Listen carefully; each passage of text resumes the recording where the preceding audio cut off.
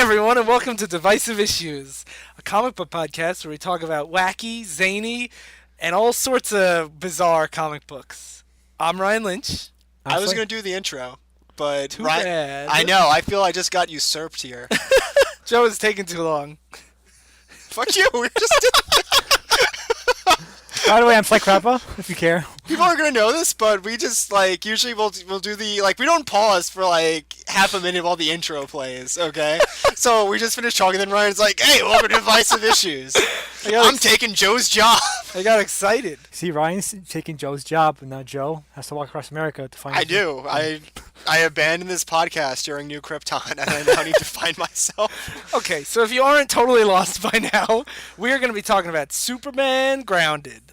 This story has been suggested to us a bunch of times. Thank you, listeners. Thank you, Zach Fig. Thank you, Brian. Thank you, a guy who suggested it 2 months ago that I forgot about. You're our favorite guy. What's this book about?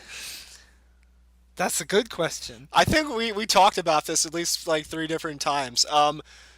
It is about Superman following the events of New Krypton, where essentially he... Was it the policy of Kandor he finally places on Earth? Yes. Basically, long story short, a new planet of Kryptonians shows up, for more or less. And Superman is tied between... He's torn between Earth and New Krypton. And this story went on for way too long and ended very abruptly, where New Krypton was gone. I don't know what happened to it. It blew up. I didn't make it through the whole story. And now None of us looked this up in the meantime? Yeah, what happened fine. in Krypton? Okay. I did a little and I It's got gone. really... It was here for a while and now it's gone. I started to- Superman feels bad. Much like when I originally read the story, I started it on the Wikipedia page and got pretty bored. So New Krypton blows up or disappears or whatever. Yeah. And Superman decides to reconnect with America and the human race by walking across America. That's it. Yep. That's it. This is also the second appearance of New Krypton, because I think we had to briefly mention it during Cry for Justice with Supergirl. Yes. So this is now the second time New Krypton has gummed up the works here. So when we finally do the new Krypton, you'll be hyped up. Also, oh my god, what is... This book really does go on for forever, because think about when Cry for Justice comes out. Oh, yeah, and that... Yeah, wow. Yeah. You weren't kidding when you said that went on forever. So speaking of which, this story is 14 issues long, technically, and we had a huge debate. Will we do this in 1 or 2 episodes? I want to say which 2 members of the podcast, Ryan and Sly, had a heated debate about how to break down this issue, or this episode. Okay, in my defense, Sly hadn't finished it yet, and I said, this book's really boring, and we're going to fly through most of it. And Sly said, nope, it's too long. And then he read it and said, okay, fine, 1 episode. No, he didn't say, okay, fine. He's like, I'm not reading, this trash. I'm not doing 2 episodes of this trash. We're getting it all done in 1. Yeah. There's something to that effect. So this is our longest book yet, and we're going to finish it in 1 episode. Keep that in mind. Yeah, we're going to try. It's going to be great. So, a little bit more backstory. This was hailed by the visionary J. Michael Straczynski, who... Was that sarcastic, or... I don't know. Because I feel like it was.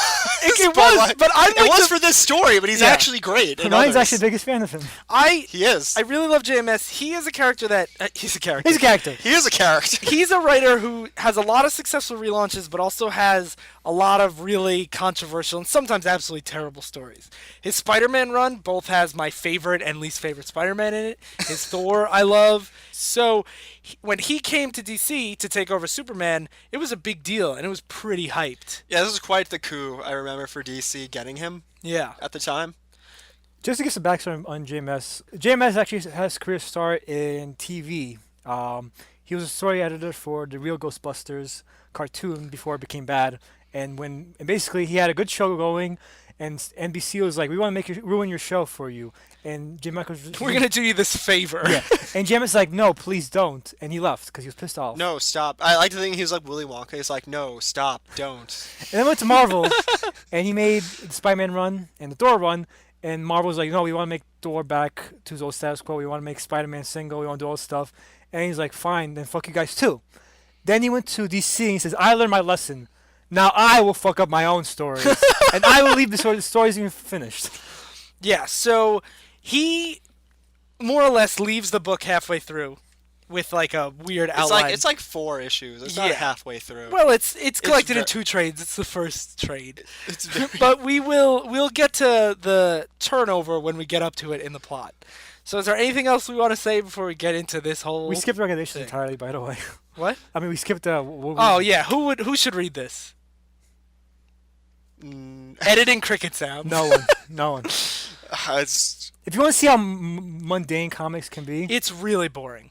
there is no, it's like a definitive Superman story. There's no definitive Superman thing in this. There's no Superman villains. Like if you're a fan of like Lex Luthor or Bizarro, Livewire. none of them are like Livewire.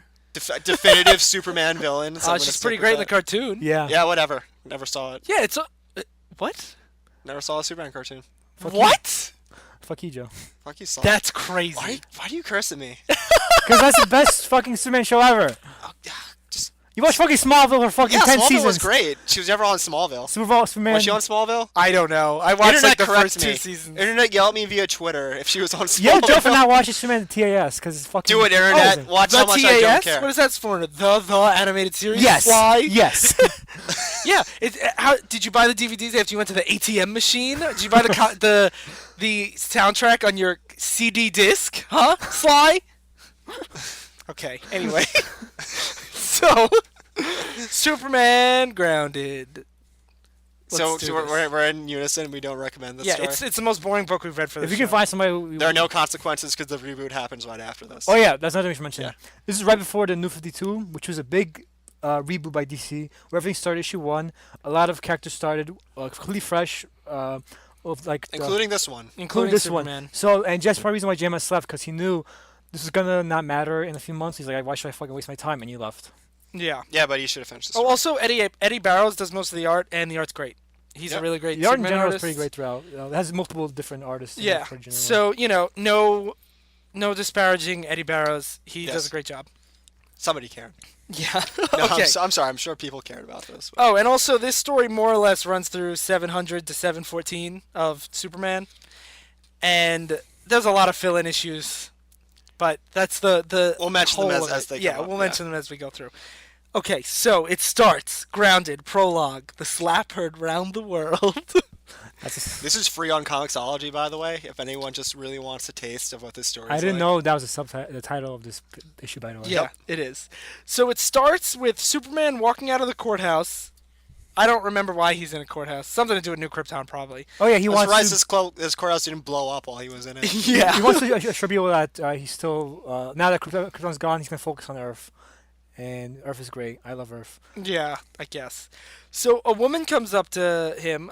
Susan Every Woman. Yeah, number a 2. Divisive Issues alum from Civil War, Susan Every Woman, and slaps Superman across the face. And Superman has the saddest face on. He's just like, oh. And she slaps him, and the press is all there, and they're like, get her out of here. And Superman's like, no, let her talk. And she's really mad at Superman because he was in space, and her husband got cancer, like brain cancer. And It was inoperable. It was inoperable, and she's really mad at him because he could have used his X-ray heat vision to get rid of it, To lobotomize him. to lobotomize him, and he Which is didn't. that a thing? A. Superman never did that. B. Superman probably can't do that. And C. Superman was fucking saving people on this exploding planet. Yeah, like I get like her. I kind of get the idea. I get her anguish, but like, she has to know somewhere deep down inside, like this was such Stupid. Yeah, like a desperate, like no chance Hail Mary. and I'm a big fan of the Superman stories that are like people view him as a god and they ask of him things you would ask of a god, Yeah. and when he doesn't deliver, they get really mad. Yeah. But this is so like, if he can cure cancer, that raises so many questions about Superman's character that like, what has he been doing? Yeah. I think this is supposed to be represent them being like, we needed you and you were out there. You weren't here. You've become disconnected from your human race, Superman. Fuck you. Yeah. But this is a terrible way to illustrate that If you're point. gonna do Yeah. that, have it be a supervillain that shows up or something, like something that Superman is usually responsible for. A fire in Metropolis, something in Metropolis that. Yeah, he like say missed out on. Metropolis got debris that blew up buildings Yeah. while Metropolis was blowing up. Let's say Man of Steel happened. Wait, that's a bad example. So then Superman goes to the Justice League satellite and he talks to Batman, and he asks he says that they're too distant. They're not like viewing the world enough. Like they're not seeing the little things. Yes. And he asked Batman, "Can you make the satellite go closer to Earth?" Yeah, can you bring the satellite a little closer? Because apparently Superman doesn't understand how like orbits work or anything. And then He just flies. I mean, like, if there's someone who wouldn't understand what it's like to how gravity works to be Superman. that's why he walks across America, because he's like, what's this thing called gravity? I Yeah. want to experience it. I want to do what these peasants do and walk everywhere. So then he meets up with the Flash, and he asks the Flash, when you run across the country really fast, what do you see? And he says, oh, I just see a blur. Which, how does he not, like, run into people? If he runs across the whole country, he should definitely have, like, murdered everyone. This is like one of those, like another example of this is supposed to be something that's supposed to be poignant to how these heroes are so disconnected, but the way JMS illustrates is so stupid. Can you move the satellite closer? Oh, I see everything in a blur. Like this makes no sense on a logical perspective. Yeah. Yeah, even if you move closer, how much clearer are you going to see? Also, he has You're not. super duper vision. He can see And I'm Earth. sure they have TV shows on Earth. There's a lot of things in this, like, 10-page intro that don't make any sense. So then Superman is out in space, and he's looking at the picture of the guy he didn't save who had cancer. And It never he- shows up again after this. Yeah, it never shows up again. And then he lands. At least this is every woman in Civil War shows up again. Yeah, he lands in Central Park, and he starts walking away. And these two little kids that are playing baseball go, why is he just walking away? Why isn't he flying? And the kid goes, I don't know, but it must be important. Feel like if it was important, he would fly or run. Walking is the least important way to get somewhere. Literally, like you can drive, you can catch Yeah. a plane, catch a train. So then that's the end of the issue 700 preview. So we're in it now. Superman's having a crisis of conscience and decides to walk across America, I guess. 'cause Yeah, I that's mean, what do you we buy his crisis of conscience? No. Well, it happened in like 5 pages, so obviously it's very well earned. We have to, give credit, though. We didn't read New Krypton. Maybe these seeds were planted at the end of New Yeah. Krypton. But JMS didn't write that, so I don't know. Here's the thing, like, I don't not buy this, but I'm like, this is not the greatest introduction for this story. Yeah, I'm not super intrigued here. I mean, I like the premise, but like, this is having him be like, you didn't do this impossible thing. Seems like a very weird. It's a dumb setup to an interesting plot. Yeah.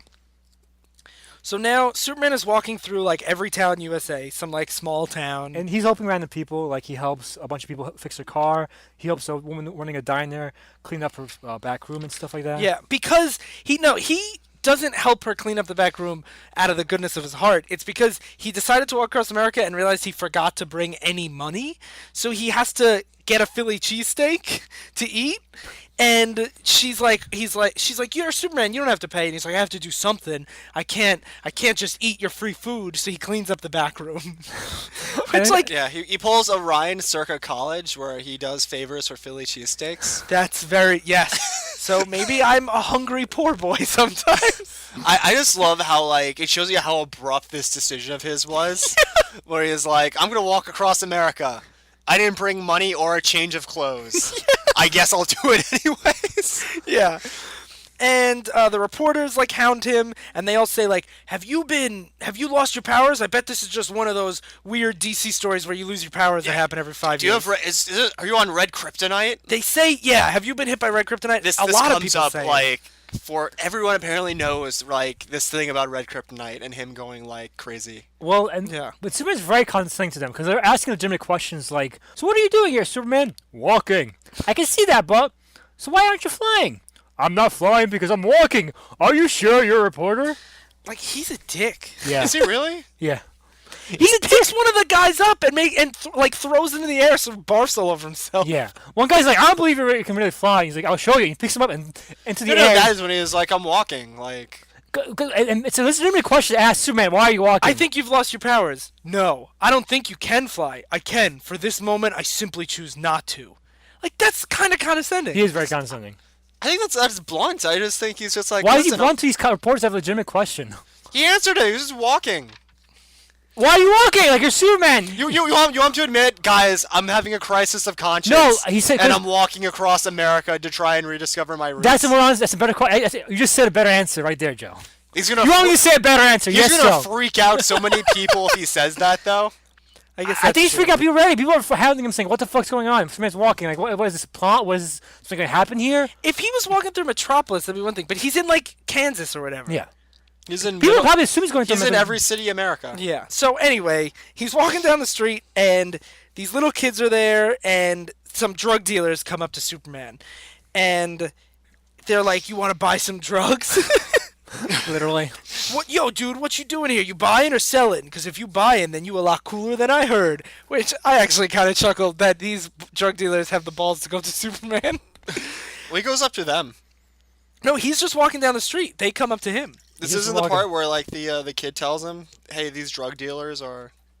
No, yeah, they tell him the kids, the drugs are in the houses and stuff. And he says, Oh, the Yeah. people in the diner tell him that. Yeah. Yeah. Then they're like, you can't do squat. We don't have any drugs on us, and they're just in, and they're in our private things. You don't have a warrant to look through our houses and stuff. So Superman uses his heat vision and burns all their stashes, it says their house is on fire. and super sets their house on fire. And like that's pretty dangerous. They're in a suburb. You can't just set all these houses on fire. And then a little kid. And then he kills this little kid. He doesn't kill the He little basically, kid. the kid's dead after this.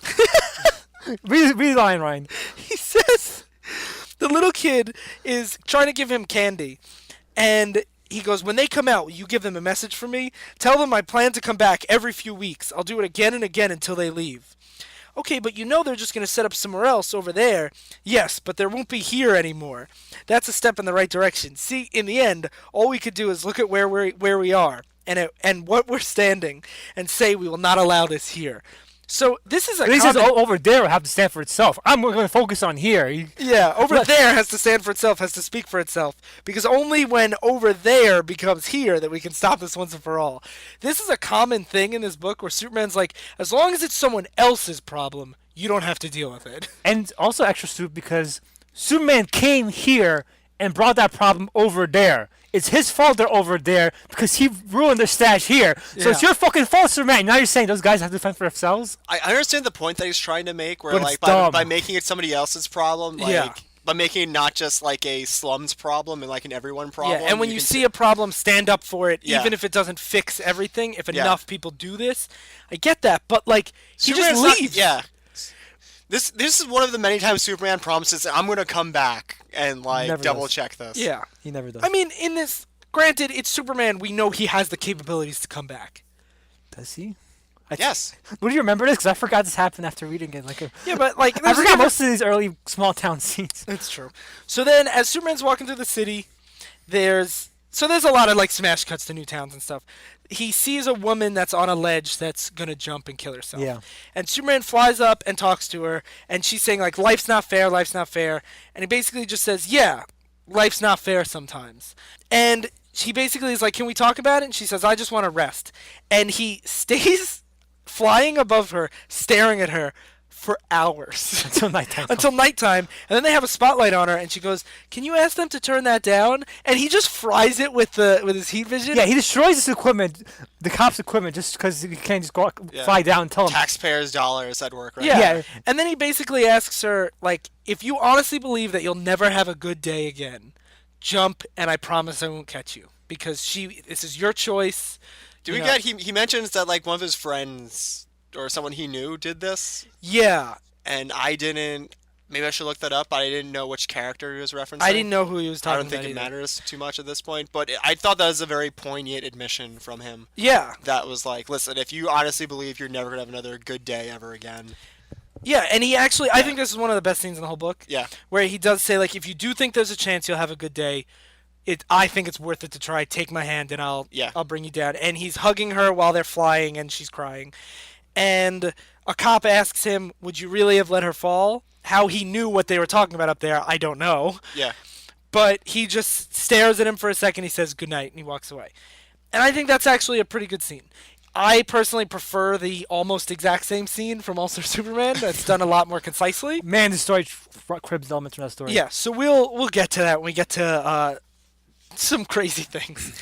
And then this is one of Sly's favorite parts. This guy is jogging past, and Superman he basically asks, like, you're a hero. Shouldn't you be out saving the world? Why are you wasting your time walking around?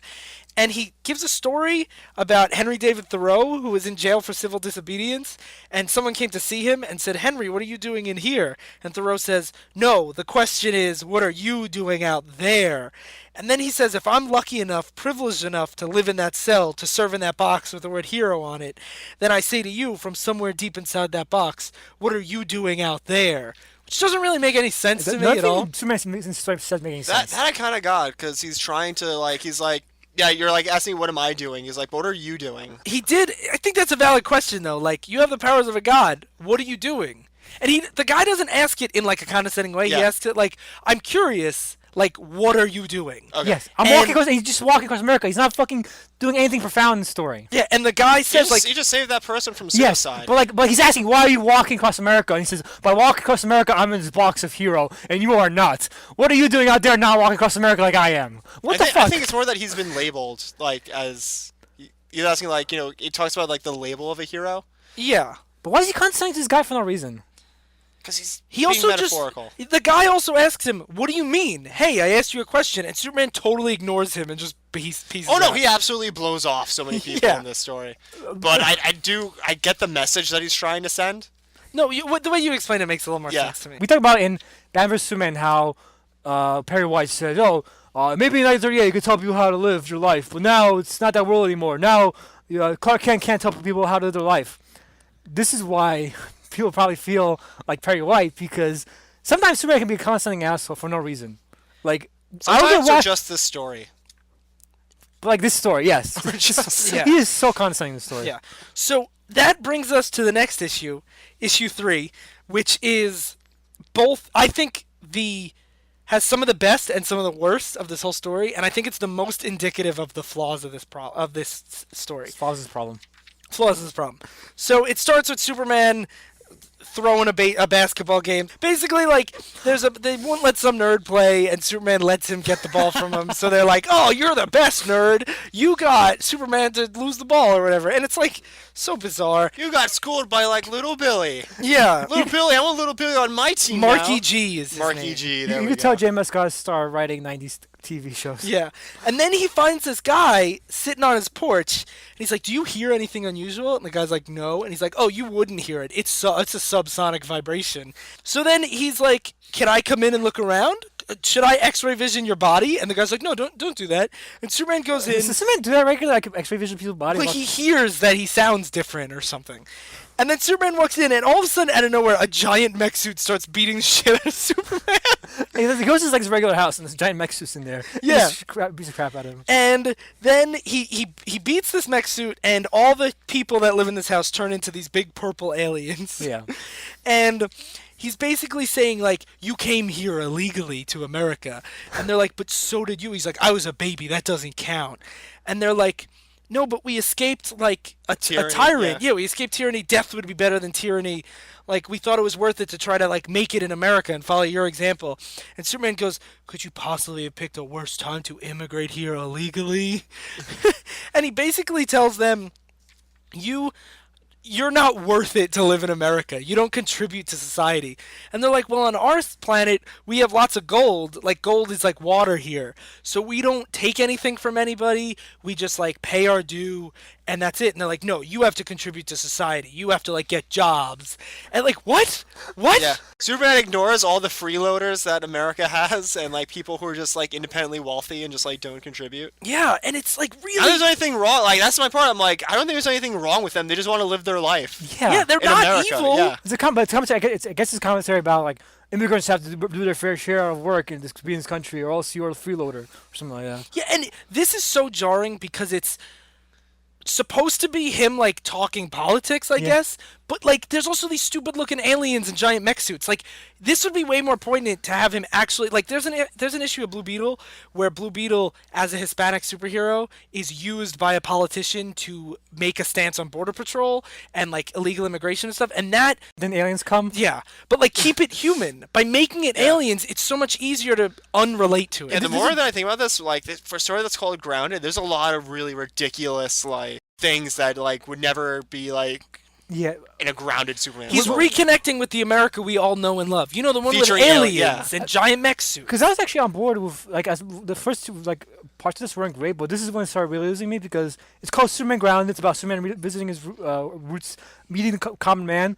It stops being that pretty quickly. Yeah, and it immediately cuts back to one of the best scenes of the whole book. Cuts to ground to Superman again. Yeah, and there's an old security guard who's like basically guarding a closed down factory in Detroit. Yeah. So, obviously after the recession and the bailouts and all this stuff, this factory didn't make it. And this guy who's a security guard, but he's like old, he's like missing a lot of his teeth, and he said like, I know it wasn't super healthy, and like, but it made me feel like I was worth something. Like I had a job, I could provide for my family, and He was a part of something. he was a part of something. He felt like he was useful. Where Yeah. now he like Oh, he feels was kinda alien. useless. Now he guards like this abandoned, like closed down plant. Yeah, he's basically in charge of making sure no one Trespasses. trespasses in what used to be his livelihood. And he asks Superman, I've never seen a man fly. Do you think I could? And Superman flies up, and the guy goes, thank you very much. Like, and it's very like Superman's inspiring him. He sees Yeah. that they can be greater than what they are, and like that's pretty poignant. And then the guy starts having a coughing fit, and he passes out. And Superman grabs him and is flying him to safety. And the guy, right before he totally blacks out, he says, "Flying, I'm flying. Ain't that something?" So this scene is him basically dying. Yeah, as the guy's like crying and dying in Superman's arms. So it's a very poignant scene of this man in Superman's arms saying he's flying as he's about to die. And what happens next, Ryan? And then it cuts back to the aliens watching Lost and complaining about how stupid of a show it is and eating popcorn. And then Superman flies in with the guy and he goes, help him. He's beyond like human science. You have to save him. And they put him in this like weird pod and he gets like saved and they like purge the disease. And he basically tells the aliens that you have to contribute to society. So they open a big medical research clinic and this guy In the works there abandoned now. plant, yeah. In the abandoned plant. That's a And- weird way to And they tie- hire back. It looks like they're hiring a lot of the people who lost their jobs. Yeah.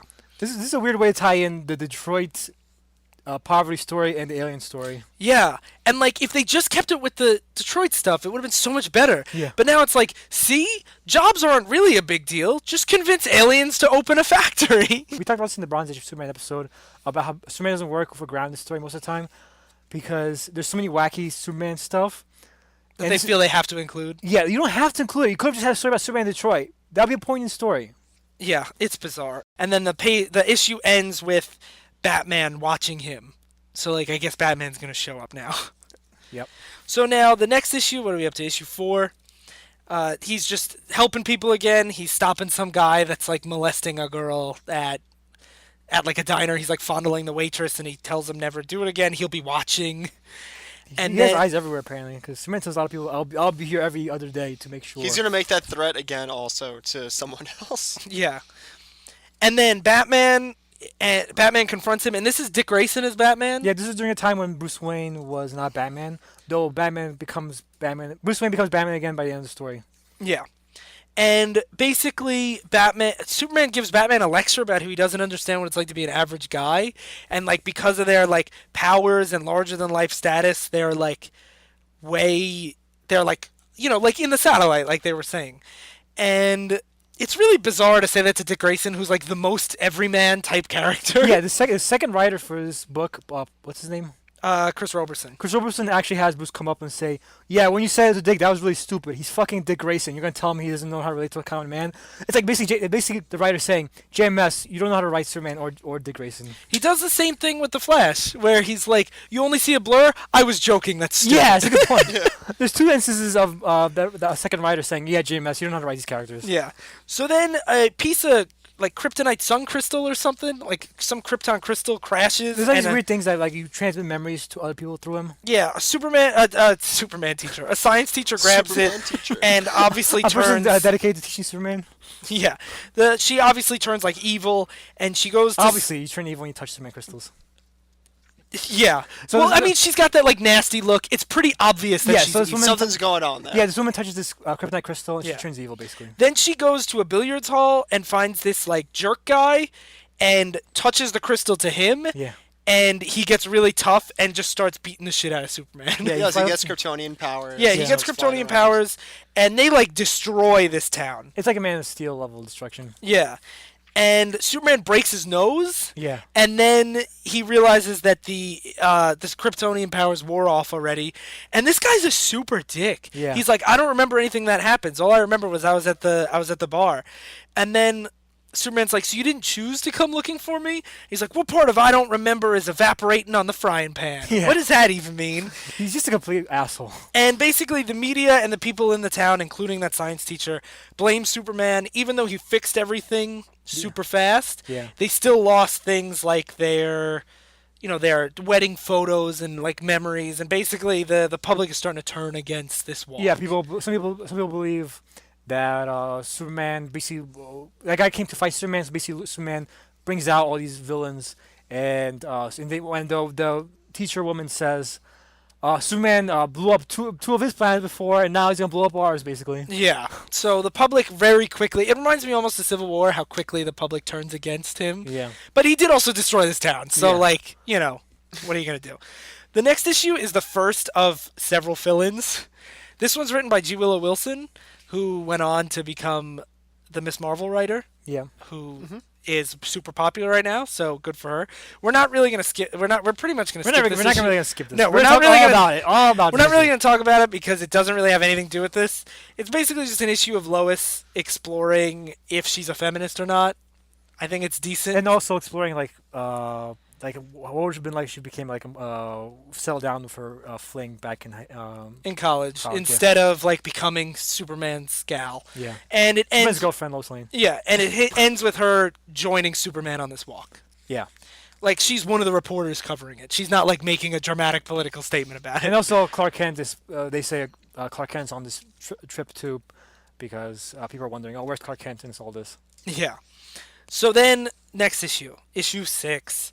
There's a little kid that's super cute and adorable, and he can't wait for Superman to come visit, because Superman's his favorite. And as Superman's walking through the city, he sees some newspapers about how he destroyed the city, and other people. There's like people in the park saying that he's a bastard. He's an People asshole. are worried because like now Superman walking through a town might be a death sentence for them. Yeah, which honestly, given what he's done so far, I think that's fair. Yeah, like the benefit. He set the first town on fire. Yeah. The second tower was he fought that giant mech. Yeah. Then he fought the crazy bar guy. Yeah. So I think that's kind of fair. So the benefit is maybe you get your car fixed, maybe you get your storeroom cleaned up. The downside is you get your house blown up. yeah. Listen, these are the risks we take by allowing Superman to walk through our community.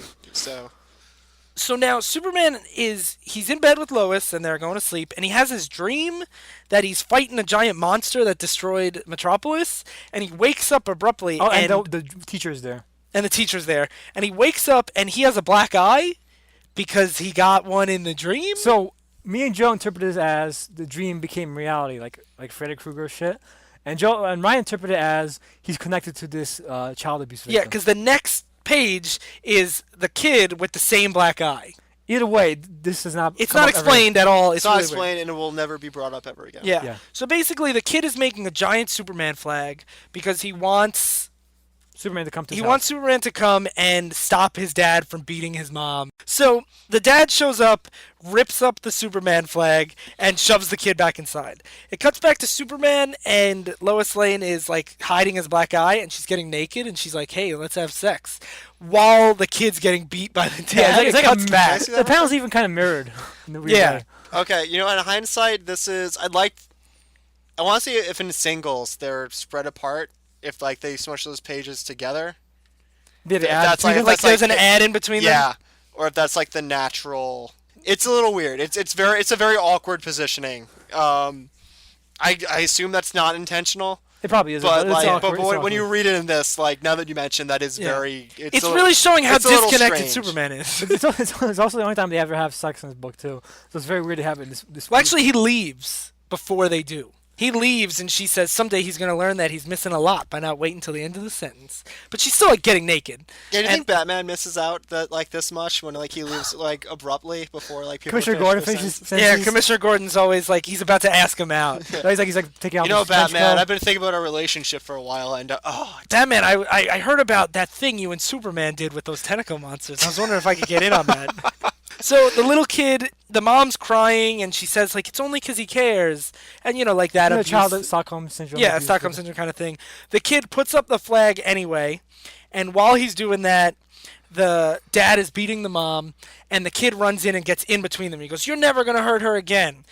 And the Superman's gonna dad, stop you. the dad's, yeah, Superman's gonna stop you. And the dad slaps him across the face and throws him down the basement stairs, which is pretty violent. That's Yeah. pretty brutal. And then while the kid's running up to try to get there before his dad locks the door, he falls, smashes his face on the stairs, and then falls down again. Superman hears it. Well, he sees the flag, and he goes to leave anyway. But he hears the. He hears the kid crying for him. Superman comes, and like, it looks like he's gonna kill his dad. Yeah. He doesn't, but he says like there was no reason for this. Like he beat them for no reason. Like has he ever like he acts like he's never seen domestic abuse before. Oh, he's seen domestic abuse. Like his first issue ever was him stopping a domestic abuser. yeah, like I agree that he should be mad about it, Yeah. but he's like What is this concept? Yeah. Ooh. It's because he's been so detached from humanity. He forgets that he forgot issues like this existed. You forgot what happened in Action Comics #1. yeah. And then he basically he asked the police officer like what happens when the dad gets out of prison?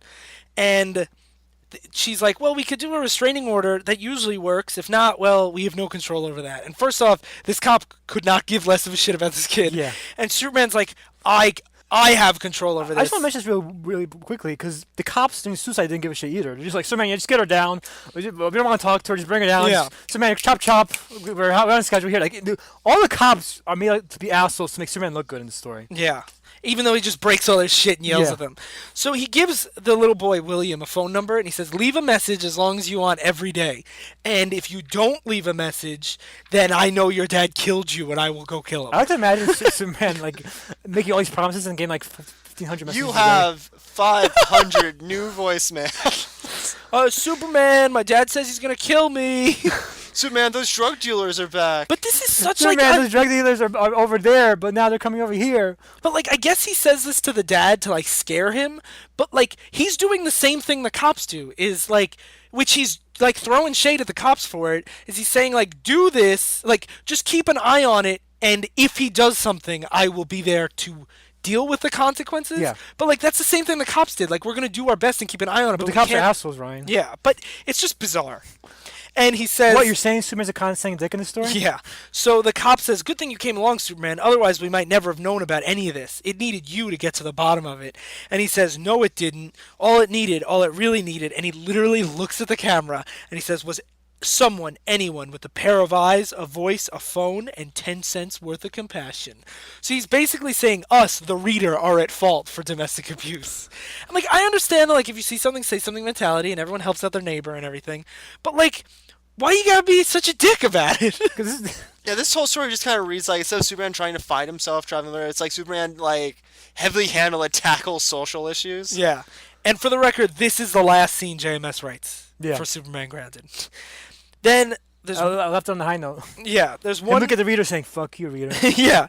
Then there's another G. Willow Wilson fill-in issue about like Perry White and his role as social media takes over the news. And it's actually, I really like this issue. Yeah, I really love that I issue. recommend it. It's Superman 706, but again, has literally nothing to do with Grounded at all. It's not even part of the numbering of Grounded. It says Grounded interlude. Yeah. This issue. Exactly. But just because it's not part of the numbering doesn't mean it's a necessary part, as we will see in part 2. There's some issues that don't matter at all. And this is where we get a new writer. So yeah, new writer shift. Chris Roberson takes over, and he was given a one-page, he says, to be generous outline that basically just says he has to go to 8 cities in 8 issues, and in one issue, Wonder Woman has to be there, in another issue, Flash has to be there. That's it, according to him. Yeah. So even though JMS still gets top billing for writing it, I don't think he really has like anything to do with this at all. According to the new writer, he Yeah. had nothing basically to do with it. And Chris Roberson is a writer I actually really like. At least I've only read his iZombie, and I really like it. But that's all I know. Just like from. part 1 was not a good representation of JMS's writing skills, this is not a good representation of Robertson's writing skills. I actually find Volume 1 to be significantly better than Volume I agree. 2. This is the bad part. Yeah. Yeah, they're both bad parts. Yeah, they're both bad They're parts. both bad parts. Yeah. For different reasons, though. So now we get to issue 8, which is, I think, the most ridiculous issue of this whole story.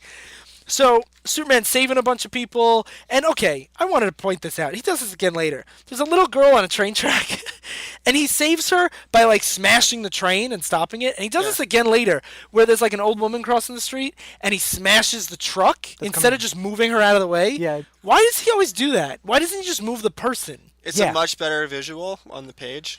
But like, That guy has Well, that's the only reason. that guy has his ship destroyed now. No, he ruins. Think of all like it's gonna take hours for them to clear that train. Yeah. Unless he goes in and fixes it, yeah. which he may or may not do, because he kind of has a habit of like breaking stuff and like, oh, I'll fix He it. says I'll be back later and he leaves. Yeah. Call this number. So, yeah. I actually imagine he has like a beeper somewhere in his closet that's just ringing constantly. A beeper. That's how out of touch Superman is. I've been on New Krypton. What are these new phones? Yeah, she's just in my pager, you know. Yeah. What were those things? Never mind. This joke sucks. So, so Superman's on the phone. Hey, that joke was top notch, Ryan. I didn't even make it yet. I thought it was my joke. No, I was gonna make a joke about. I don't even know what they're called. Those little things that kids used to have, like hit clips. I was like, yeah, just record it on a hit clip and have Superman play it, because I was thinking of the most old school out of touch thing. But that's not funny. Why'd you make me say it? It's not funny. You saying it and getting mad about it is funny. Sorry, I feel strongly about hit clips, Sly. So Superman's on the phone with Lois, and wherever she is, she's at some factory, and it explodes, because of course it does. She's showing a lot of skin for no reason, by the way. Yeah. She's got a belly shirt. She's got some cleavage. So this factory blows up. Superman saves the day, and then there's a bunch of protesters outside that are saying that. No, there's one protester with Lois, and he's saying, "Oh, there's chloride being leaked by this factory, and now the chloride led to this explosion." And the owners of the factory are like, "No, it's good because we're giving jobs to town." Yeah, basically, he says the only reason the factory blew up was because of criminal negligence, and he's like, yeah, sure, whatever. And he's basically saying that the EPA restrictions were too much for them, so if they were to actually become safe, they would have to close, and the whole town would lose all their jobs. Like they can't afford to meet to upgrade the facility to meet all the restrictions. Yeah, and they're leaking toxic waste into the groundwater, and they said in the last 2 years, chloride in the water has jumped 300%. And Superman's like, chloride's not that bad. It's not that big of a deal, which is insane. Yeah. It's an insane thing to say. He's like, yeah, sure, like the plant and the wildlife population will be affected, but like people will be fine. Yeah, so like environment's fucked up, the factory blows up once in a while. What's the big deal, Lois? Yeah. Stop bitching about this. He basically says these people need their jobs, so Lois, you're not allowed to write the story. These people are aliens. They need their jobs. They need the community to contribute to the community. Yeah, and he basically says you guys have to start polluting less, like make the necessary steps. Otherwise, I'll come back. So he sides with these job creators that are literally poisoning the town, and censors the media saying you can't talk about it. Yeah. It's like ridiculous, and I can't. Like, I feel like Superman saying like we'll just compromise and do this evil thing because there's some good coming out of it is the least Superman thing I've ever seen. No, it's terrible. Like, yeah, right? When I read this, I'm just like, what are you like? I understand you're going through like a moral like ambiguity phase, but this is so extreme. This is some compromise. It's like it's unlikable. Yeah. It's ridiculous. And also, like, he could have so many things for all the other towns. Like, he couldn't have gone in and, like, fixed this a little bit? Yeah, that's what I was thinking. I was like, do it would be a really nice resolution for Superman to do? And, like, really reconnect him to, like, the common people. Like, listen, this factory can't meet the EPA standards, blah, blah, blah, blah, blah. They just can't do it. So I'm going to reconnect my humanity and save the town by getting the building up to yeah, code. And he could do it in 5 minutes. Yeah, I mean, I don't know what it would entail, like, per se, but, like, that would have been so much a better, like, story resolution. And I think bring him closer to his ultimate goal of, like, getting back to humanity. Yeah, and than him being like, well, I don't know what to do, so Lois, don't do that. You guys do better. I'm walking. Well, becoming a compromising asshole makes him closer to humanity, I guess. I guess. That's the real metaphor here. Yeah, that's how it feels in a lot of these stories. So then the issue ends with someone going, you're not really, from off panel, you haven't really been yourself lately, have you, Superman? And then it cuts to 4 people in Superman costumes, a woman, a little boy, another woman in like a Supergirl costume, and a guy. A bunch of goofy people wearing goofy costumes. A bunch of really goofy looking people, and they say there are questions you can't answer, doubts you just can't shake. So they're dogs? Oh, like goofy, like that goofy looking people. That would be awesome. We got Goofy and Pluto. And this becomes an extremely grounded Goofy movie. And they say, come with us. The Superman Squad is here to tell you why. The Superman Squad is not a thing. This is a new idea. Well, kind of. It was kind of an All-Star Superman. There was like a group of Supermen from the future. It was silly then, but at least that book was silly enough. Yeah, that book had a consistent tone. No, but the point of it was like Superman, All-Star Superman is just like a big Silver Age homage. Yeah. So have all these strange Supermen show up totally makes sense because it's paying homage to like the weird 50s stories. This is not paying homage. I don't recall the 50s story where Superman's like, yeah, let's pollute the environment. Yeah. I don't recall like that. when that time Superman Or the ate Superman- all those hamburgers and got really fat, he talked a lot about methane emissions. He did. You know, the time Superman like got really slow and turned into a baby, and he was like, "The media can't see me. Don't do this." So I know you wanted to talk a little bit more about the Superman Squad. What in particular do you want to talk about? I want to talk about them because I thought this was so dumb. Oh, okay. Oh, yeah, it's dumb. Yeah, This was so dumb, and like in a story, like it's called Superman Grounded. Yeah. And then you have this bizarre Superman, like alternate dimension Superman show up from like every dimension ever. I'm just like, what? What is this? This is the least grounded thing I could ever think of. Yeah. How is this going to help Superman reconnect to America? Spoilers, it's not. Well, Exactly. well, the point of the scene is that they tell him, you're going to meet someone soon that you're going to make into a Superman, basically. And You're going to inspire someone. yeah, You're going to inspire someone, and you have to make the decision. If you decide to continue being Superman, we will exist and patrol the universe for thousands of years. If you quit, then we disappear forever. Yeah. Which I feel like if somebody says that, Superman should, even if he doesn't feel like he should stay Superman. But they're also very casual about like, whatever you feel like, bro. Like, there's no skin off our backs. Like, they're very casual about it. They should be like, please, we want to still exist. Like, please, we're begging Superman. Well, to be fair, the character's talking to him has some inside information. Yeah, so they... But, like, they said the past can change. Oh, no, this is a silly part in the story. Yeah. So then the head Superman Squad lady opens a teleporter, and he ends up back in Lincoln, Nebraska, where he left off. And there's a big storm, and there's a truck and a bunch of cars and a bus crashed in on a bridge. And Superman goes, maybe this isn't a job for me after all. Seems fine. And he goes to leave. And then the bus falls off the bridge. He's like, oh, wait, it is a job for me. He goes, oh, wait, I do have to do that. So he saves everybody. And the big flood is coming, and everything's getting... There's a big flood coming, and at this point, Wonder Woman's there. This is supposed to tie into, like, JMS's Wonder Woman. Because JMS was writing Wonder Woman at the time. And, like, every single person that writes Wonder Woman, they're like, I want to reinvent her and make her super great, and unlike any other writer before. So apparently she has her mind wiped here or something like that. Like, she doesn't know Superman is. She doesn't know... Yeah. I forget. I remember the status quo. I remember the status quo being really weird. But Yeah. it's not just that she doesn't know, but no one knows who she is. Yeah. It's basically like a reboot for everyone in universe, but not out of universe. It's really weird. Like, it's him being like, I'm gonna jump the gun on this whole reboot thing and do it right now. She's so pointless in this book. The only thing is she like fights with the teacher lady who's still here for some reason. By the way, teacher lady the whole entire time, every issue is like, wow, my plan's finally coming to my fruition. master plan. Yeah. And basically, she's like, Wonder Woman's like hiding in the shadows, and Superman, she sees Superman saving those kids, and it inspires her to go out and do it. And it's supposed to make the reader think that, oh, the person you were talking about, him having to inspire, is Wonder Woman. Oh. I didn't make that connection because I stopped giving shit about but that it's point. not. I also kind of got that vibe that was Wonder Woman, which would have been really cool. Yeah, But but really cool, and in a lot of ways, I wish her costume was different because it would have explained the America in her costume. okay, I could see that. That would have made... Joe, you made more sense than JMS ever could. Well, this isn't JMS at this point; it's Roberson. But it's JMS's Wonder I don't Woman. even think JMS is writing like Wonder Woman at this point either. Yeah, I think he only wrote it for like 10 issues. I think he just gave up DC in general. Yeah, but anyway, so now Superman's still walking, and all of a sudden, They saved the flooding town. yeah, he saves the flooding town. Then he's next issue. What are we up to? Issue 10.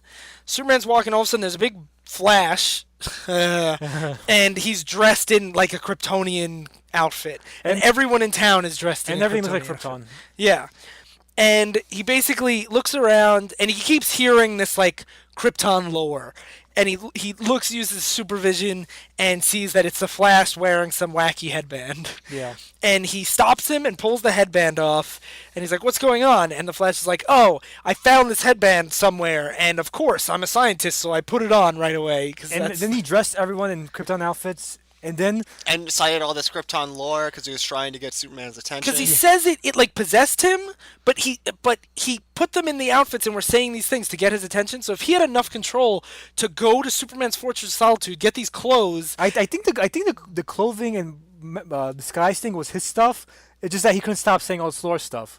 So he decided, I'm going to make recreate Krypton and put everyone in Krypton outfits just to get Superman's attention. So and I know Superman's having a nervous breakdown because Krypton just exploded again. Better draw super attention to it. yeah. It'd be great if it had not great, but if he had a post-traumatic stress thing where it just breaks down in the middle of town. That would have been actually interesting. That would have been interesting. Because they keep saying that he's having a nervous breakdown, but we don't see it. He's just kind of a jerk. He's just really mopey. Yeah. He just has a really sad face on his face sometimes. So they It's more go like to, he got broken up with than he Yeah. watched the planet die. So they go to a diner, and it's Flash and Superman catching up, and this is when he says "Oh, I was joking about seeing a blur," and a woman, the waitress, falls, and Flash and Superman kick into high speed so they could watch her almost falling and keep talking. spilling hot coffee on herself for their whole conversation. Yeah, just keep talking. And they just keep talking for 2 flashbacks, and it cuts back to Clark Kent in detention with Lex Luthor. Yeah, and it so- doesn't matter because Lex Luthor is not in this book at Yeah, all. the plot reason why it's there is because Lex Luthor calls Superman dumb, Clark Kent as a kid dumb, because Clark Kent went to detention even though he didn't do anything, while Lex Luthor is like, oh, even if I do something, I don't want to get busted for it. But Superman's like, I'm such a good guy, I had to bust myself even though I didn't do anything. But the only reason why we bring it up is because Here we go. There is a DC how to learn math book Yeah. that is teaching kids multiplication, and Lex Luthor is on a page and he's in his full supervillain outfit and he's running away with a wheelbarrow filled with cake, and it says Lex Luthor is so evil he stole 40 cakes. That's 4 tens. and that's terrible. Yeah, and that's terrible. Exactly. And Lex Luthor's getting detention because he stole 40 cakes. Yeah. Which is the best panel of the whole book. Oh, yeah. Aside from what Jimmy Olsen says later on. Oh yeah. Which we'll get to that. So basically, Flash tells the only point of this whole issue is Flash says that he built a whole legacy out of the big Flash family with Wally and Kid Flash and the Golden Age Flash and all these characters, and maybe Superman should aspire to create a legacy. Yeah. And, that's it. Yeah, despite the fact that he between the Legion of Superheroes and Supergirl and Superboy, And now the Superman Unity Squad. and the all that stuff. I'm like, he already has. Yeah. So now issue 11. God, this story's so long. Yeah. So basically, they're investigating Superman's walking past some dig, and some corporation wants to buy it, and he saves the day or whatever and stops them from sabotaging it. And then Bruce Wayne as Batman shows Yeah. up, and they tell a really long flashback story It's about basically a flashback about when Batman was trying to learn to be Batman. He was, going to train under masters and stuff. Basically, at the same time, Clark Kent meets up with him, and basically they both reveal what they're trying to do. He shows that he's Superman and has Superman powers, and they both help stop villain together.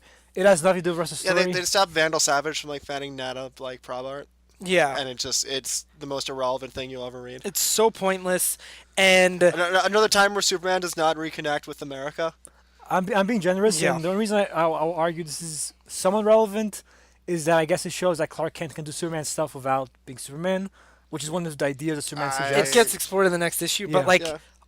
not really. I'm being generous. Yeah. I am not saying that And it justifies the shit at all. At this point, Batman's status quo was he had Batman Inc., which was he was training Batman all over the world. That's why Dick was Batman too, because he's also Batman Inc. Yeah, and he's basically creating a league of Batman, and he basically He's says the extraordinary Batman. yeah, and he basically says Superman, you should do that too, Yeah. which is Superman's again I might That's make the a idea. legacy. Yeah, But here's the thing, even these generous explanations for these pointless appearances are. they still take 25 pages. But even all you needed was a scene with the Superman squad, because they say "Hey, you're gonna make us soon," and Superman says, "Okay, I will," and then end of any other mention of Yeah. Superman squads, because that's all you needed. Yeah. So the next issue, this issue 12, is the issue that is when I said we could do this in one episode. Yeah. Because this is when I realized how pointless this is. So basically, Livewire, who's a villain from the animated series, Joe. I don't care. One of the few anime series characters popular enough to get into the comics, so Joe can fuck off. I still don't care. She's great. Yeah. She was Is she? good for a while. I'm sorry, she was good for a while. No, I mean, she's a great character in the cartoon. She became a good guy for a while. She was a good guy for a while, and now she's bad for whatever reason. Apparently, her electric powers, that's what she does. She just controls electricity. Yeah. Her electric powers have messed with her brain chemistry. Yeah, the electricity and the powers fucked with electricity in the brain. Yeah, so Jimmy Olsen, Superman's pal, uses his signal watch. The guy, Superman Olsen, the CIA agent who gets shot in the head. Yeah. Calls Superman. Superman flies right over because for someone who's walking across America, he sure leaves America. I know, a lot. that- He's still in America, but he sure flies away a lot. These disruptions of the No, as he should. He should go help people. Yeah, but having it happen on as a main thrust of the story really throws off any feeling this is about him being grounded and walking through towns. It's never been about him being grounded and walking through town. but it should have been. It should have been. It should have been, but it hasn't been that for ages. That's I true, agree, that's but true. that's why it's dumb. So at this point, the teacher lady is also the evil lady Yeah. is also held Hey, captive. lady. Yeah, is also held captive by Livewire. So Jimmy Olsen uses his reporting abilities to find out that it's her electric powers that are messing with her brain chemistry, and he tells this to Superman, and Superman runs back to his base and grabs a costume that has not been seen in quite a while in Superman comics. I actually love that. to be In the honest. 90s, Superman got electricity powers, and he had a suit that contained his electricity powers, and he puts it on Livewire. Which is actually kind of cool Yeah. that they bring that back. And honestly, she looks pretty cool in that suit. I think this was Yeah. supposed to make Livewire supposed to be her new superhero costume, but never. But the DC universe got rebooted 2 months later, So it so didn't matter. whatever. Poof. Yeah. And basically she's like, "Oh, I'm great now. Thank you." Even though she destroyed the city, Superman's like, It was "It's like, fine." I'm gonna murder you, Superman. Yeah, but he's like, "Everyone makes mistakes." How weird is that? To be fair, she was having Yeah. mental Yeah, issues. but he just there's no investigation. There's no accountability. there's no investigation for anything. anything. Everyone's pretty chill with everything going on in this book. Yeah, that's the idea that America was founded on. But he's talking about should I just read this thing? Yes, you should. When I was young, I knew that I would be someone different when I grew up. I would leave home and make a new life for myself, a new start, a second chance. When I first went to Metropolis, it was filled with people who'd done the same thing. People from all over America, from all over the world, who went to the city to live the lives they wanted to, be the people they wanted to be. That's the idea that America was founded on, but it's not just for people born here. It's for everyone, and it's for people like me and Livewire too. Livewire just destroyed the city. Also, Superman's destroyed a lot of towns so far. So now we're up to issue 13, the penultimate chapter of this wonderful Oh walk. god, this issue. So Superman meets up with Superboy and Supergirl and starts stripping in front of them. Yeah, he basically says that he's dealing with the question of must there be a Superman, and he says no, and he wants to just be Clark Kent and help people secretly. Yeah. So to He really feels like Superman's too much of a target, and people are going after him, and you'd rather just be Clark Kent and save people. which after the story, I agree with him. yeah, So he to really drive this point home, he takes off all his clothes in front of them and dresses like Clark Kent. yeah, And this is his cousin and his clone, and they're both teens. yeah. That's weird. It's a weird thing he's doing. Also, even if they weren't teens, he shouldn't be doing that. Why is he getting naked? And then he's in a coffee shop as Clark Kent, writing the story of Must There Be a Superman. And the big Superman fanboy comes up to and says, "What you writing?" First, he's like, "You're Clark Kent? I love your work about Superman." And he's wearing a big Superman shirt. And he's like, "Is this a fun joke? Is this a satire article?" And Are you Clark's right like, for the Onion, Mr. Kent? and Clark Kent's like, "No, I'm really questioning this." And he basically takes him around town and interviews a bunch of people, and they're all like, "Superman's the best. He inspires us. He saves our cat. He stops drug dealers." This is the only town in the city everyone loves him. Yeah. every other town everyone's like, "Fuck that guy." Superman's great. He saved my cat. He's totally Oh, good he's in here. Portland. Of course he's in Portland. Take that how you will. I don't know what that means. I would love to see Superman on an episode of Portlandia. Yeah, at the at the feminist bookstore. Yes. Why does it have to be Superman? Have you thought about a more feminine name, Superman? Super person. Superman, your costume's pretty good, but you should put a bird on it. Super gender equality. Yeah. Okay, I just want to watch Portlandia instead of finish this book, but we Let's have do it. one Portlandia's issue a lot left. better. Yeah, so basically this guy is like, "Oh, I'm a fanboy, and these guys are fanboys. We all Superman." Superman's like, "I guess since I actually make people like me now, I will be Superman." Still. This issue actually is very poignant because it's every time someone says Superman's a chump in front of a Superman fan, it's just this. It's just a montage of them being like, "You're an idiot for all these reasons. Superman's the greatest," and I've been guilty of that many times. The I've been reason, guilty of that on this podcast. yeah. So at this point, the fanboy grabs a tablet, and the teacher from the very beginning She unleashes her master plan, which is grab Lois Lane. she just grabbed Lois at one point, which she could have done a million times. Yeah. And Superman stops to change back into his costume. And then he saves Lois pretty instantly. Big master plan. Yeah. Really didn't have any problems. Swoops in, heat visions her hand, Yeah. and then gets Lois and brings her 5 miles out of town. And then Yeah. Well, they first destroy a bunch of the city. He yells to nobody, "Open the lightning door!" And I guess the Superman Unity Squad was listening. Yeah. And they opened to some I was wondering who did that. I guess the Superman Squad. You never explain who it is. No, it's the Superman squad. Yeah. You never Superman say Squad. who it is. It's just lightning door. It's pretty. They just say my people or something like that. He never says the Superman Squad or Superman Unity Squad or the. Well, why would he say that? She's not going to know who the hell they are. Well, I don't know who the fuck did that too.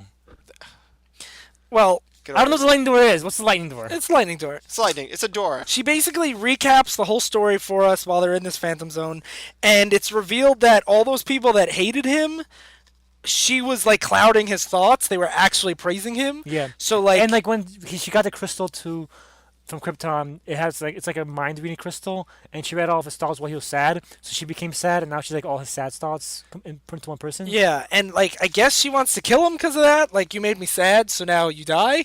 I don't know.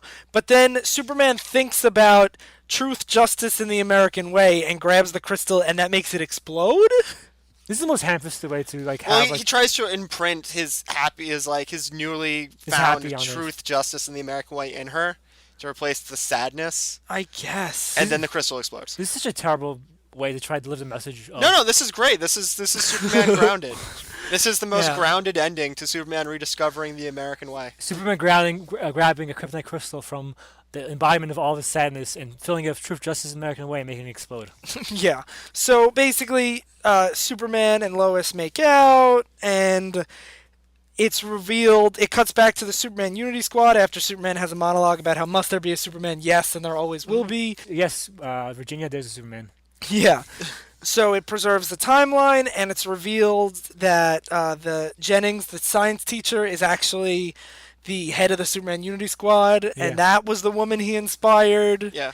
And then Superman's flying away with Lois, and he winks at the camera, and it says that he fights for the never-ending battle of truth, justice, and the American way, and that ends pre-reboot Superman. Yeah, so the Superman that John Byrne started with Man of Steel, this is the Superman I grew up with, and this is how it ends with this shitty story. Yeah. To be fair, he's around in New 52.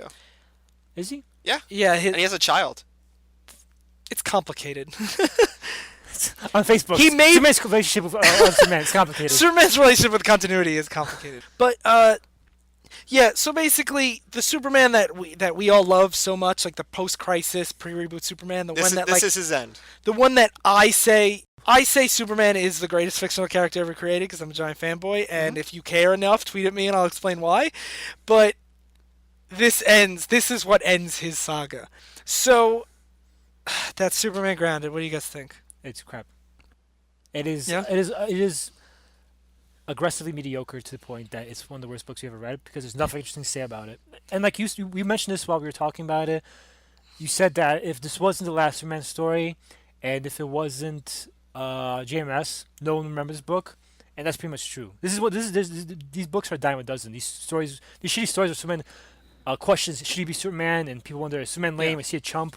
And Superman says, no, I'm not a chump. I'm important. These are a dime a dozen, and this is one of the worst examples of Yeah, it. Superman's a character that I love so much, but I don't think there's a single anything that has more mediocre stories than Superman. Yeah. And it's just if we weren't doing this episode, I would have put these books on my bookshelf and never looked at them again. I would have completely forgotten that they existed because it's so forgettable. No, I'm going to forget this exists. Within 3 weeks. It's bad.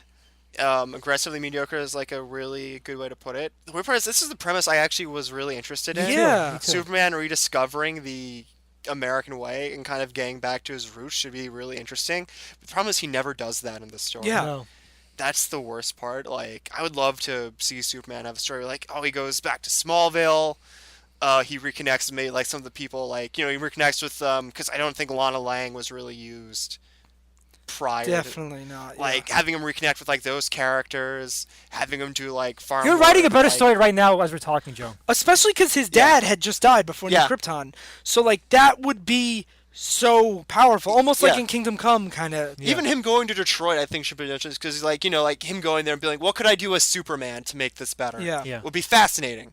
We get none of these Yeah. ideas here because it's not a grounded story. I wonder, I would like to talk to JMS and ask, where were you going with this?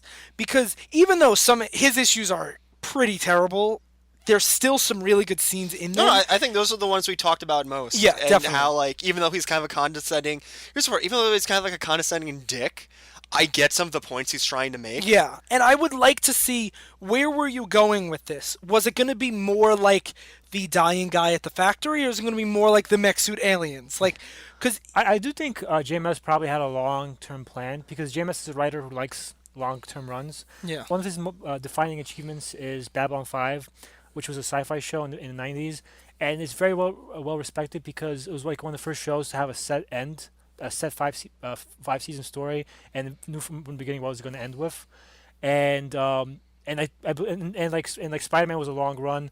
This, I imagine, once you find out he's not going to get more than 14 issues, maybe he's like, it's not fucking worth it. I'm not going to be able to tell the full story anyway. yeah. I mean, we saw that a lot with DC. I think we're going to probably do a whole episode on the New 52 at one point. God, I would love that so much. But we saw a lot of that where a lot of writers started stories and had them super peter out. Yeah. And again, JMS did agree to do the thing. Like, he left. Like, I'm not saying that He's not forgiven for it. he's not forgiven, yeah. and it's not like his issues were fantastic and it Yeah. got shitty. Yeah. Like, they weren't that great to begin with, but they had a lot more promise in those early issues than the Roberson issues did, and even they also had a lot more ridiculousness too. Like, it's tough to Mech talk suit about. aliens. Mech suit aliens. Like, I think the Roberson issues might have been less grounded overall, but they were more consistent almost in how like mediocre Not they were. grounded they were. Yeah, it's a really weird book. When everyone recommended this to us, I did not expect this. I expected something way more, I don't know, like way more severe instead of Yeah. just so middle of the road. Yeah, I agree. Which is, I guess, appropriate. It's not. I don't think this is middle. It's just bad. I felt a lot better reading this than Wanted. That's what I mean. Like, it's not offensively bad. Like, No. Wanted. I agree. Wanted, as I'm sure from last episode, Wanted was the worst thing I've read ever. Yeah. This isn't that, but like this is still like not good. Oh This yeah, is- I'm not this is saying it's bad. good. Remember, we recommended it to literally no one. Yeah. Usually we can find somebody. Yeah. But I don't know anyone who would enjoy this. Like, I wouldn't even recommend it to review on a comedy show because, like, it's not that funny. No. It's There not. are a few. You wouldn't recommend it to I us? can't believe I forgot the one thing I wanted to say. What? So when Jimmy Olsen is fighting Livewire, this is the one thing. This is the one thing I want to say. He takes a page out of Ben Franklin's book, he says, and he attaches a key to a rope. No, he throws Superman comes from wherever he was. Was it Cincinnati? I don't know. He has like the key to the city, and then he goes to fight Livewire. He's like, Jimmy, hold this giant key. And he hits Livewire with it so that all the electricity goes into the key, and he looks right at the camera, and he goes, now that's what I call grounded, which is so perfect. And that is how I want to end this review. So, good, bad, bad, Bad, or bad. good? Bad. Definitely bad, right? Yeah. Like, not Yeah, worth there's reading. There's nothing funny in this. Yeah, definitely not worth It's not reading. like super enjoyable. It's just Yeah. And they read fast. Like I read them with like the guided view on Comixology. Yeah. And I was just breezing through these. That's the thing. issues. Like, I was like, we can definitely break this into 2 episodes. And then when I got like halfway through, I was like, there's no way. That's how I felt. There's Yeah. no substance in this book. I was like, I can't fathom stopping at middle. So of I this. was like, what have I done? I was Yeah. super wrong. So, we actually have some time for the letters page. So, Woo! whoops. So we have some time for the letters page. If you guys want to write in, you could. It's at Divisive Issues at Twitter, divisiveissues@gmail.com, and our Facebook page, Divisive Issues, blah blah blah. You know the whole thing. So our first, and since we did run a little long, only letter this week comes from Sean on Facebook, And Sean, you're beautiful. yes, it's a Batman question. I've been watching The Batman, and it got me thinking. How do you guys like your Bat's relationships with the police and the city? Do you peeps like him hunted by the police, like in Batman Year One and Dark Knight Returns? A symbol that no matter how dark the night is, there's always a flicker of hope, like in Nightfall or No Man's Land, or a friend to the police and the city, like in Batman 66, and to a lesser extent, Dick Grayson's time under the cowl. And the reason why I want to talk about this during the Superman episode is because Batman shows up as both Dick Grayson when he's much more friendly, and as Batman where he's much more gruff and like kind of more of a in the shadows kind of figure who doesn't. You deal mean with Bruce anybody. Wayne? Yeah. What did I say? Batman shows up. And Batman shows up as Batman, and Batman shows up as Yeah, Batman. yeah. Bruce Wayne. So, what do you guys think? I like the flicker of hope.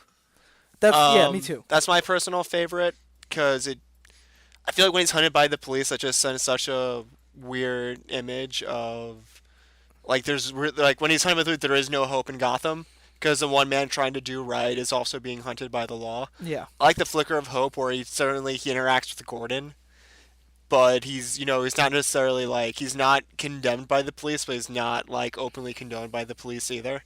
Yeah. Which is the way I see a vigilante working in like actual Absolutely. society. I definitely agree. I like in the early days of him being hunted, and then Gordon realizes he can trust him after like corruption gets broken down. So really, the cartoon that Sean mentions, the Batman, starts out with Batman being hunted by the police, and then once Gordon becomes commissioner, they get a working relationship with the Batman. Yeah, and I like where it's like Gordon and his select few cops he trusts work with Batman, and everyone else unofficially officially hunts him, but not really. Like the Dark Knight status quo. Yeah, where he's exactly. Like, the official stance is to arrest the Batman on site. But then you get like almost in Batman vs Superman where they're like, we don't shoot at the good guys kind of Yeah. thing. You're a rookie, and like we see that a lot in a lot of different Batman stories. I think The Dark Knight's the perfect example of like Batman is working outside of the system, so they can't officially condone him, but he does have allies in the police force. Yeah. Him being like in Batman, He's part of the 60 yeah. solution. Him in Batman 66 and like him being like super friend to the town Yeah. is a little harder to get behind him scaring criminals at that point. But I think it varies with different parts of his career, and I like that we don't really have to pick. Yeah. Because each one has its merits. Yes, so my opinion is, I don't think you can sustain Batman's vigilante for too long. You have to have him become legitimate at some point, or else it's just going to get repetitive. Like, you can't... My perspective on this is colored from watching the Batman, the anime series growing up. I'm about to say Batman, the TAS growing up. The animated series. And so, like, you can take the solution for every one of my opinions on this. If it was on the Batman TAS or on the Superman TAS, it might be my favorite version of that dichotomy for anything. Commissioner Gordon is Batman's friend. The police basically work with him, even though like Bullock and other cops might not like him that much. And I think there are areas where he's less trusted, but like the areas where he's less trusted are more interesting for me because he's usually trusted. Like in Batman, Mask of the Phantasm, the movie, Batman gets hunted by police in that story, and that's such a sharp change and such an interesting concept to have the police after Batman for the first time after being friends with him before. I think you're like me that you like the changes. It's Yeah. the dichotomy of it. Yeah. Cool. Cool. So yeah, if you have any letters, write us in Twitter, Facebook, all that stuff. So now recommendations to end the show. Smallville. Okay. If you want an actual grounded take on Superman, where he does like real life stuff and gets in touch with his American roots. Do you only recommend the last couple seasons? No, I love the first couple of seasons too. You're not the only one who control, Joe. No, it took me a while to get that. I was like, oh yeah, he does a lot of crazy stuff. But he also has like the JSA episode is in that. Where I haven't. I saw John's it like writes, and it's like a classic JSA team. that's Yeah. awesome. Cool. So, like, Smallville. That's a good yeah. recommendation. That's my favorite live action Lex Luthor. As well. I can see that. So My recommendation is a recommendation to Joe Ciano to read Superman the animated series because the best to read it. to fucking hell watch the Superman anime series because it's a fucking great series. It's why I'm a big Superman fanboy because I think it captures so much of what Superman is great. Could you recommend me a site where I could read like the transcripts? Well, there is a comic tie-in that's getting Oh, yeah. collected. And Mark Millar Yeah, has written the comic tie-in, The Adventures of Superman, which is also really, really great too. So you can read good Mark Millar or watch good Paul Dini and Bruce Bruce Timm. Timm. So either way, Superman anime It's a series is win-win good. for Joe. Yes. Yeah. And I would like to recommend a standalone story. It's a 4-issue miniseries called Superman Secret Identity by Kurt Busiek, however you pronounce the last name, and Stuart Amonin. And it's about a real life Clark Kent that exists in a world where Superman is a comic book character and everybody knows him as a pop culture icon. And he wakes up one day to find that he has Superman's powers as well. And they named him Clark Kent like as a joke. Yeah. And it's a very, very grounded, realistic take on what Superman could mean to the real world. And it never gets like crazy superheroes. It's about him and his family and like what that means, his role as a father, as a hero, as a reporter, all these kind of things. And it's one of my favorite Superman stories, and it's absolutely fantastic. And the art is gorgeous. So that's what I got. Oh yeah. And as always, write us a review on iTunes and rate, review, and subscribe. We got our third review. It was very exciting and it was very sweet. So thank you, Dark P. Ramza. And follow us on Twitter at Divisive Issues, Facebook page Divisive Issues, and if you have any questions for us that we'll get to when we have time, divisiveissues@gmail.com. All right. Cool. I've been Joe Ciano. I was like Rabbo. And I'm Ryan Lynch. Stay in continuity.